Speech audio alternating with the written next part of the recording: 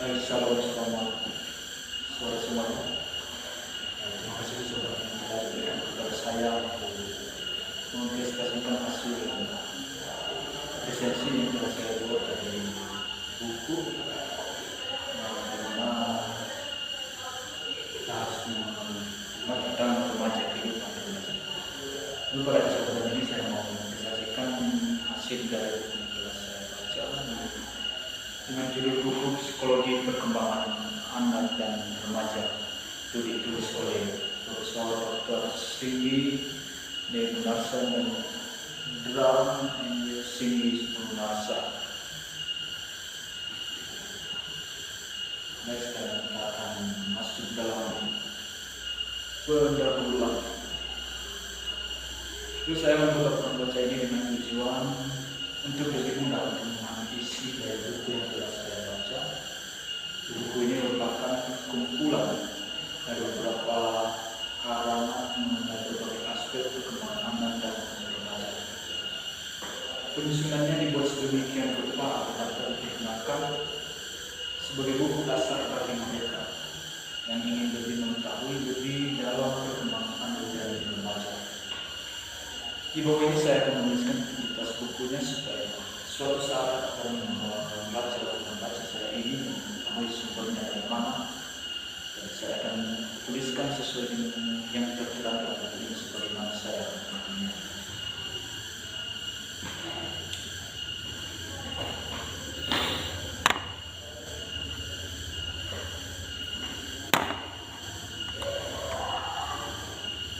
Itu judul buku Psikologi Perkembangan Anak dan Remaja. Singgi dan penerbitnya itu PT UTK Gunung Mutia. Langsung saja masuk dalam isi yang dimana itu perkembangan remaja. Yang pertama, perkembangan kepribadian remaja. Dalam perkembangan remaja terdapat istilah-istilah yang dipakai, yaitu istilah puber. Istilah puber ini berasal dari bahasa Latin, yaitu pubertas, yang berarti kelaki-lakian dan menunjukkan kedewasaan yang dilandasi oleh sifat-sifat kelakian dan ditandai oleh kematangan fisik. Puber berasal dari kata dasar pubers, berarti rambut kemaluan, yang menandakan kematangan fisik. Untuk masa pubertas ini meliputi umur 12 sampai 15 tahun yang meliputi perubahan dari masa anak sampai kematangan fisik. Masa puber juga terlihat berdasarkan perubahan atau pertumbuhan secara jasmani berkaitan dengan proses kematangan jenis kelamin. Dan ada juga istilah adolescetia yang berasal dari bahasa Latin adolescetia, yaitu pertumbuhan yang berkaitan dengan masa yang berbeda-beda. Masa adolescetia dimulai setelah masa pubertas, yaitu dengan umur mulai 17 tahun dan 22 tahun. Itu Nehar menyatakan bahwa masa adolescetia sebagai masa peralihan ditinjau dari kedudukan ketergantungannya dalam keluarga menuju kehidupan dengan kedudukan kemandirian. Istilah ini juga diartikan sebagai kata remaja. Remaja artinya adalah masa peralihan antara masa anak dan masa dewasa, yang ini antara umur 12 sampai 21 tahun. Dalam pengertian ini, masa remaja ini akan diperoleh berbagai catatan khas, yaitu mula-mula terlihat timbulnya perubahan jasmani, perubahan fisik, dan perkembangan intelektualnya lebih mengarah ke pemikiran tentang dirinya sendiri. Ada juga refleksi diri, yaitu perubahan hubungan antara anak dan orang tua dan orang lain dalam lingkungannya. Timbulnya perubahan dalam perilaku, pengalaman dan kebutuhan seksual, perubahan dalam harapan dan tuntunan orang terhadap remaja, dan banyaknya perubahan dalam waktu yang singkat yang menimbulkan masalah dan penyesuaian usaha yang memadukannya. Itu masa remaja dapat dimaknai dengan adanya kekecewaan dan penderitaan yang meningkatkan konflik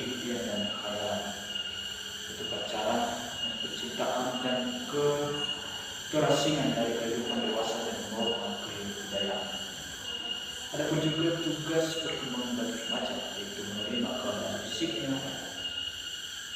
memperoleh kebebasan emosional, mampu bergaul, menentukan model atau modifikasi, mengetahui dan menjaga kemampuan sendiri, dengan berkeluar penguasaan diri atas dasar skala nilai dan norma yang dan meninggalkan reaksi dan cara penyesuaian ke kanak-kanakan.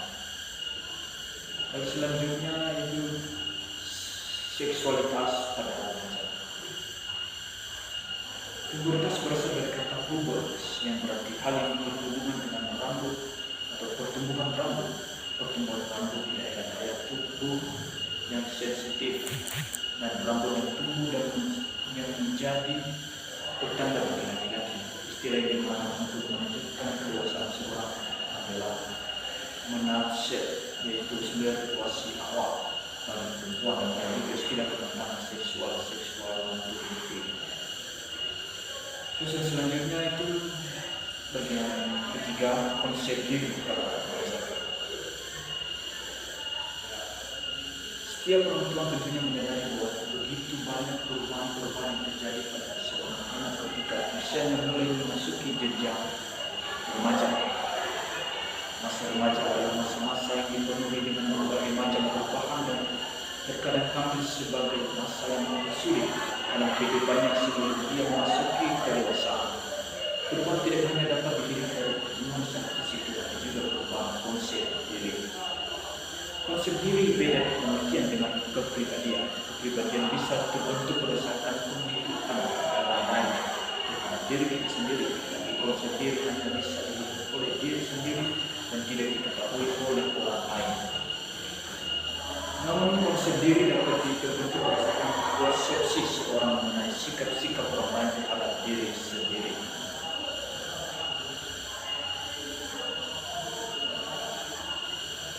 Konsep ini terbentuk dengan berbagai tahapan-tahapan, yaitu konsep diri primer dan konsep diri sekunder.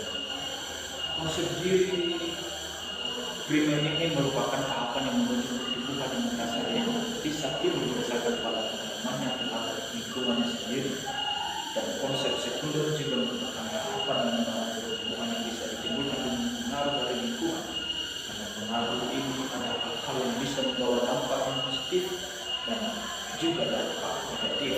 Untuk mencegah dampak negatif ini ada berbagai cara untuk mengatasinya, yaitu antara lain mengubah perilaku, mengubah sikap, penolakan dan distorsi informasi. Dan untuk selanjutnya aspirasi pada remaja. Remaja adalah suatu masa yang antara lain ditandai dengan cita-cita yang idealis, romantis, berkhayal, berharapan tinggi dan berkeyakinan. Cita-cita di masa remaja masih belum terbentuk secara jelas dan matang karena pengetahuan dan pengalaman mereka masih terbatas. Penggunaan cita-cita sama artinya aspirasi terhadap anak untuk masa depan. Aspirasi dan cita-cita tidak terlepas dari keberhasilan.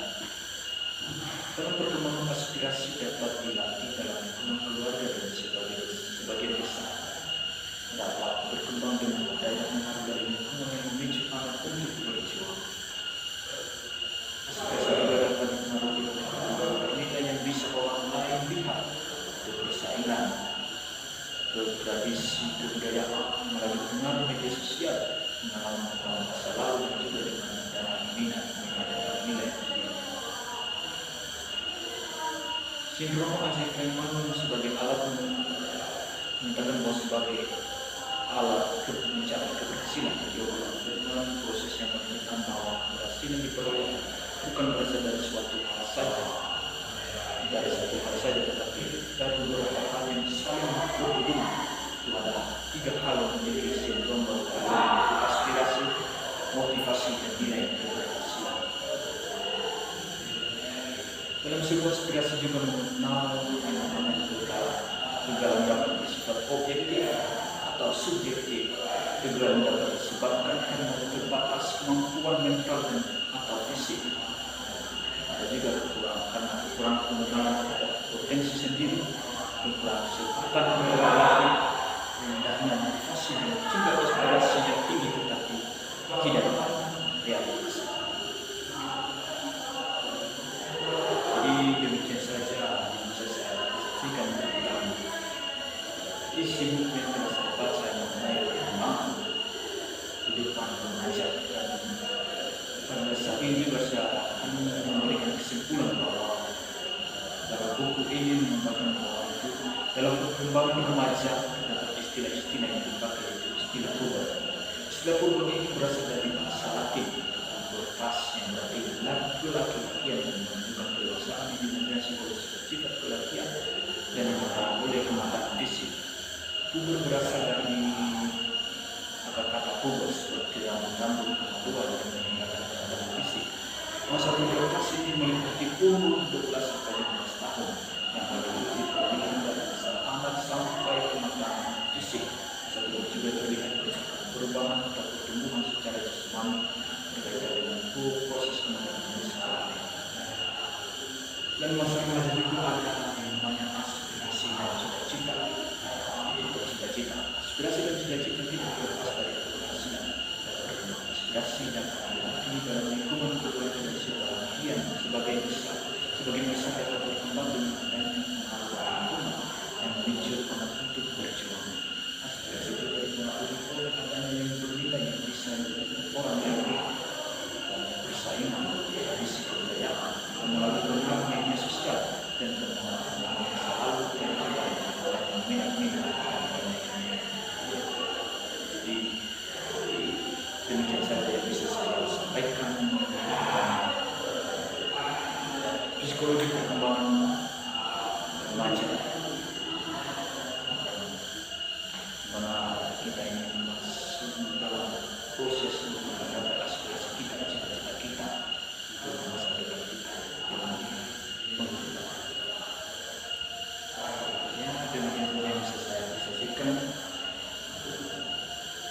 Jika ada kata-kata yang kurang pas atau berkenan pada saudara-saudara Bapak Ibu, saya minta maaf segala keterbatasan saya, karena Bapak Ibu saudara-saudara memahaminya. Baik, jika ada saran atau tanggapan atau sebuah pertanyaan sepintas dengan materi ini tentang psikologi perkembangan anak dan remaja berdasarkan materi yang telah saya presentasikan, dan pada saudara-saudara nanti silakan mempertanyakan dan saya akan menjawab sesuai dengan apa yang bisa saya jawab. Baik, demikian saja presentasi saya.